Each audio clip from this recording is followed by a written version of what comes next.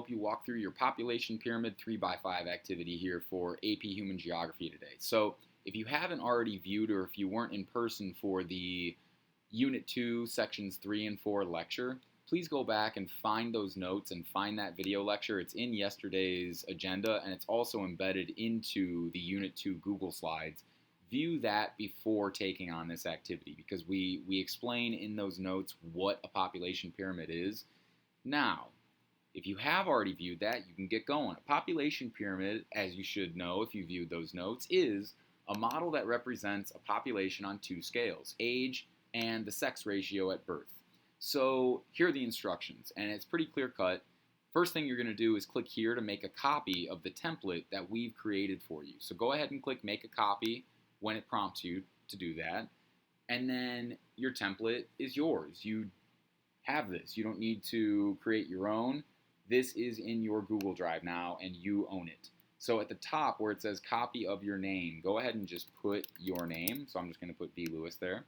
And then you can get going. Down here underneath our Stanley meme, Unleash the Power of the Pyramid, the instructions say, 1, click here to navigate to the population pyramid website. I'm going to go ahead and click on that and open up that website. And the populationpyramid.net website gives you a population pyramid for most countries in the world, actually, and regions such as Western Africa, Western Asia, Western Europe, and the one that'll pop up initially is actually the entire world. So you're going to see the pyramid pop up.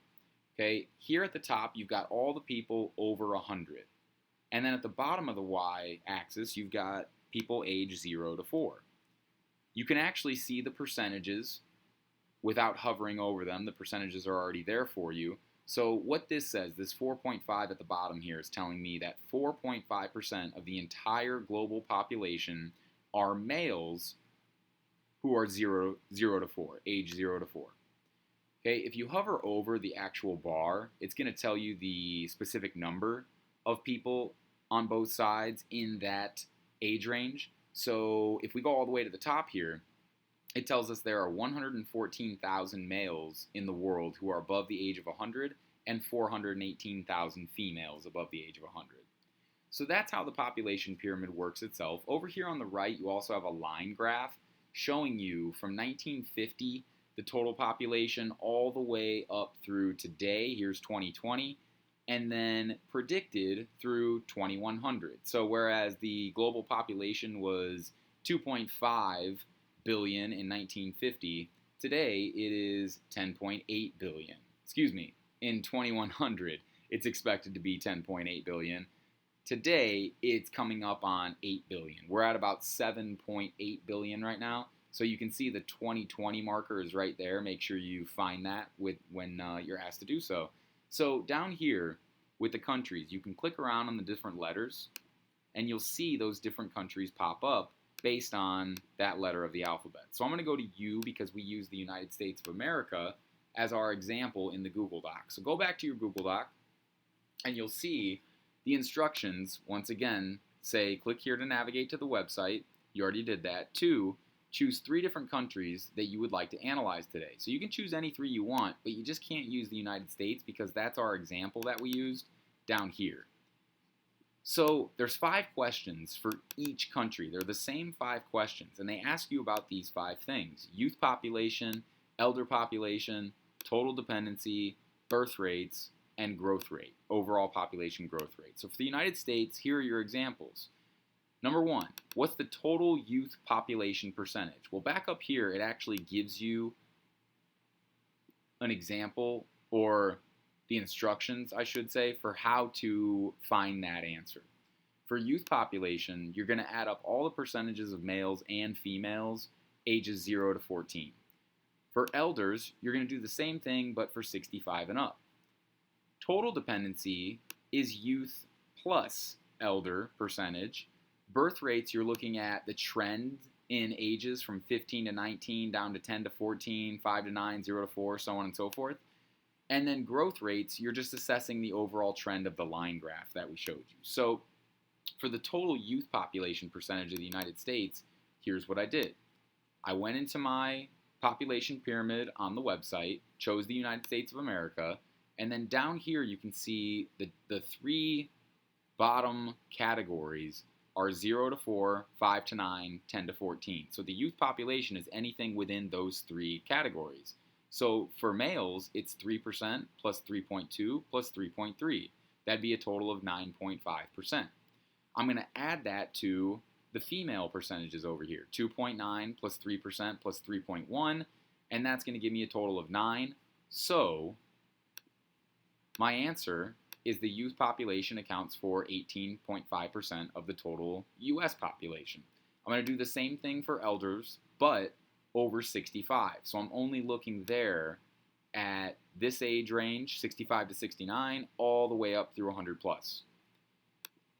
Then, for question 3, you're just going to add those two together. We want to know what's the total percentage of dependents, so to speak, people under 14 and over 65 in this population. And dependent doesn't necessarily mean that those people are entirely dependent on someone to live, to work, any of those things. This is just a term that we use to refer in geography to people under 14 or over 65. Down here in question 4, it says, using the pyramid, do birth rates look to be increasing, decreasing, or consistent over the past 20 to 30 years? Explain your answer using data from the pyramid. So in the pyramid, I can pretty clearly see with the United States that they have what we call an inverted pyramid here at the bottom, meaning unlike Uganda, where it bows out and looks more like an actual triangle or a pyramid, over here with the United States, it's doing the opposite. So what I said was, birth rates have been consistently falling over the past few decades. Then I used some of the data that I found in there and added up some of the data to explain my answer, right? And then finally, I just said, this is a clear downward trend because the 25 to 29 age range is 7.2%, 15 to 19 is 6.5, 0 to 4 is 5.9, so it's clearly going down. Finally, question 5. Now look at the line graph representing the country's population growth from 1950 up through today. How has the population changed over the last 70 years, and how do you expect it to change over the next 70? So I can go back to 1950 here for the United States and see that the population was 158.8 million. In 2020, it is 331 million approximately. So it has more than doubled in the past 70 years, but in the next 70 years, doesn't look like it's going to increase quite as much as it did in the previous 70. So what I said was, the population has nearly doubled in the last 70 years, and it looks like it will continue to increase over the next 70, but likely at a slower pace. So all we're asking you to do is to choose any 3 countries you want. You can put them in right here. Mexico, for example. Doesn't have to be Mexico. It can be whatever you want. Then you're going to answer those same 5 questions that we just answered about the United States, but for that country. Then choose a different country. Uganda. Do the same thing. Then choose a different country. Russia. Do the same thing. Once you're done with all of this and you have sufficiently completed everything, you've answered all the questions and put your best foot forward, go ahead and share it with your teacher. So if I was in Mr. Hoffman's class, just put in D. Hoffman. It'll come right up. If I'm in Mr. Arcella's class, put E. Arcella. I'm going to go ahead and share it with myself, Mr. Lewis. When you click that, you do not need to notify us unless your teacher has told you to, because all this is going to do is send us an email, and I can promise you we don't need extra emails right now, and also you're going to have to submit this on Buzz anyway, but if there's an issue with the assignment, you can always feel free to check that box. It should be checked anyway, and include the message here when you share it with us, just in case there is some question or concern or whatever. If not, you can uncheck that, click share. Once you've done that, you can now go back into Buzz and submit your document. If you click the Add an Attachment here, because this is a Google Doc, I'm going to go ahead and click Choose Google Doc. And then you can just search for it. You don't have to go clicking around in folders. Just click, type in population pyramid. And here it is. I'm going to click that. It's attached. Submit it. And you're good to go. So that's it. I hope that makes sense. If there are any questions related to this assignment, please reach out as soon as possible. We got the weekend ahead of us, so it'd be good to answer those questions today while you can still reach your teacher and communicate with them properly about this assignment.